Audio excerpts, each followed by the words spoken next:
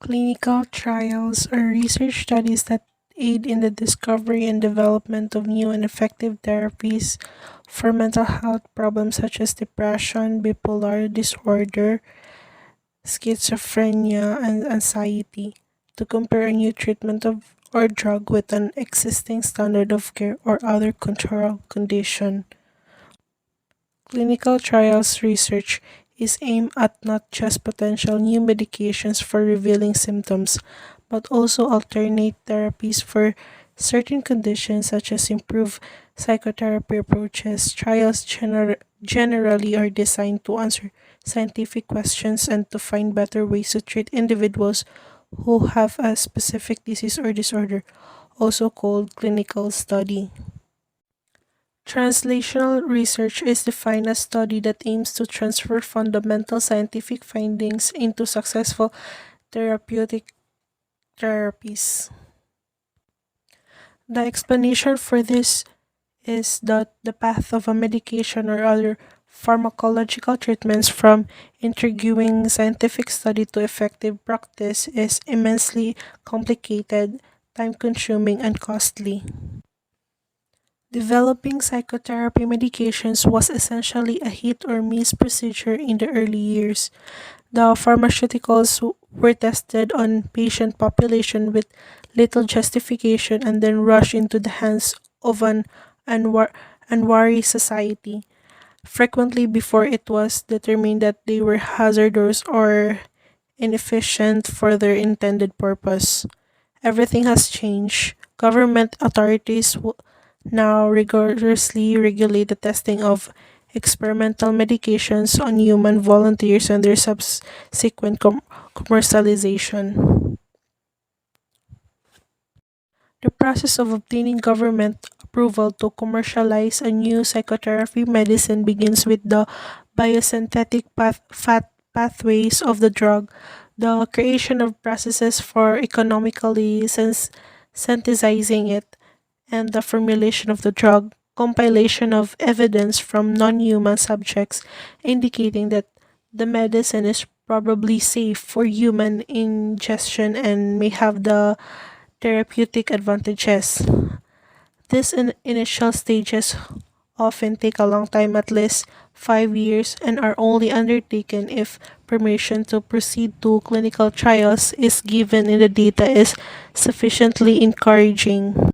Clinical trials, the three phases. Clinical trials of a proposed medicine with therapeutic efficacy that begins after permission from the authorized government agency. Clinical trials are conducted in three separate phases. First, screening for safety. Second, establishing the testing protocol. And lastly, final testing. So here is the phases of drug development: basic research, human clinical trials, and selling to the public.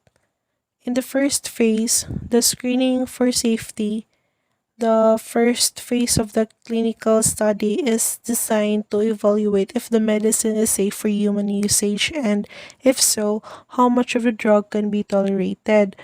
Administering a medicine to humans for the first time is always dangerous since there is no way of predicting how they would react. Phase 1: individuals are generally healthy paid volunteers. The phase 1 clinical trials are always started with little doses that are raised as the testing progress. The participant reaction are watched, and if severe adverse reactions are discovered, research is halted. The phase 2, establishing the testing protocol. The second phase of a clinical trial's goal is to establish the protocol, the condition under which is the final tests are likely to yield a clear result. In phase 2, for example, researchers hope to learn which doses are likely to be therapeutically effective, how frequently they should be administered, how long they need to be administered to have a therapeutic effect, that what benefits are likely to occur, and which patients are likely to benefit. Phase 2 tests are conducted on volunteer patients with the target disorder. The tests usually include placebo control groups of the patients who receive a controlled substance rather than the drug, and their design are usually double blind. That is, the patient nor the physician interacting with them know which treatment, drug, or placebo each patient has received.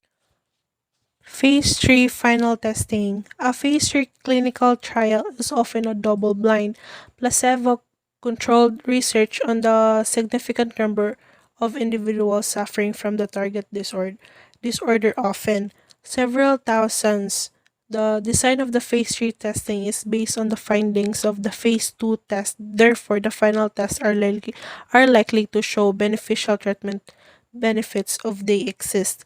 The initial test of the final phase is frequently inconclusive, but if it is promising, a second test based on a modified procedure may be carried out. In most circumstances, two successful independent tests are necessary to government regulatory bodies. A successful test is one in which the positive outcomes outnumber any negative side effects.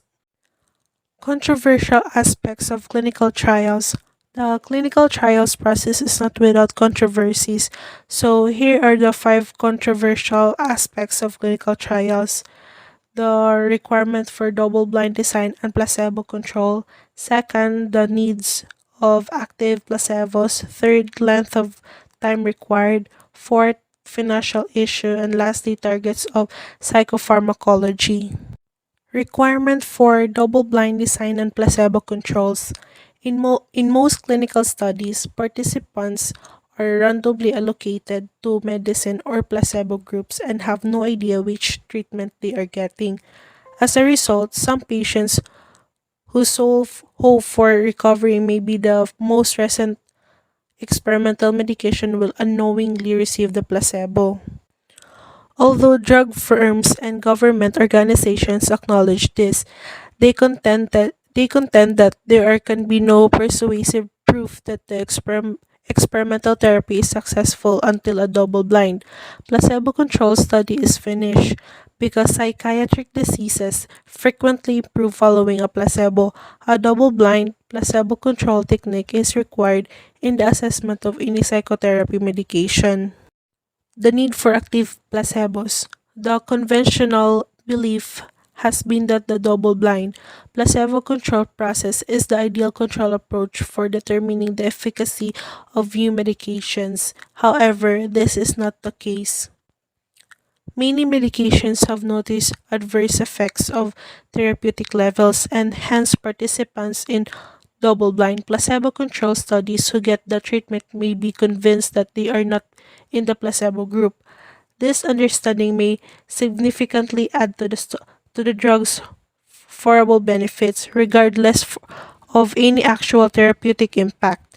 As a result, it is now universally accepted that an active placebo is superior than an inert placebo as a control medicine. Active placebos are medications that have no therapeutic effect but induce adverse effects in identical to the treatment under consideration. Length of time required. Patients desperately seeking new treatments are frustrated by the amount of time needed for clinical trials. As a result, researchers, drug firms, and government agencies are working to expedite the assessment process while maintaining the high quality of processes required to safeguard patients for ineffective or hazardous medicines. It is critical to find the correct balance. The probabilities that a drug that would qualify for the testing in humans tends to be reaching each of the phases of testing and would ultimately gain approval. It was also stated that only 22% of the drugs would initially qualify for testing that would eventually gain the final approval. Financial issues. The drug companies pay the scientists, physicians, technicians, assistants, and patients involved in drug trials. Considering the millions these companies spend and the fact that only about 22% of the candidate drugs entering phase 1 testing ever gain final approval. Targets of psychopharmacology according to Hyman and Fenton, 2003, one major hurdle to the discovery of successful psychotherapy medication is that the effort is frequently directed towards healing disease entities as they are currently characterized, for example, as described by the DSM-5. The present characterizations of numerous mental diseases are as accurate as possible given the available information. Yet, it is obvious that most psychiatric disorders as currently conceptualized are likely clusters of disorders, each with a unique pattern of related brain alternations. As a result, successful new medications are likely to help just a subset of patients with a certain condition, and their efficacy may go unnoticed. So here comes our last round. Gina ba?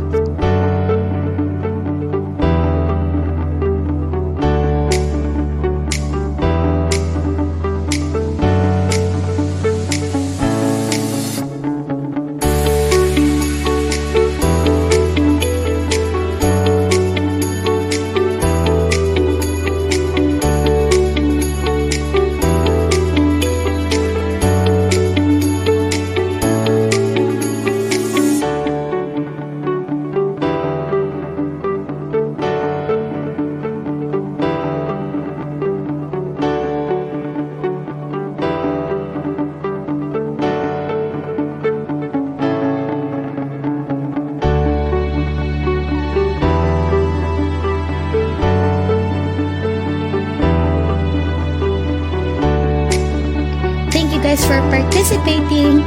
Stay positive ha, but in life lang, not in COVID. Hihi.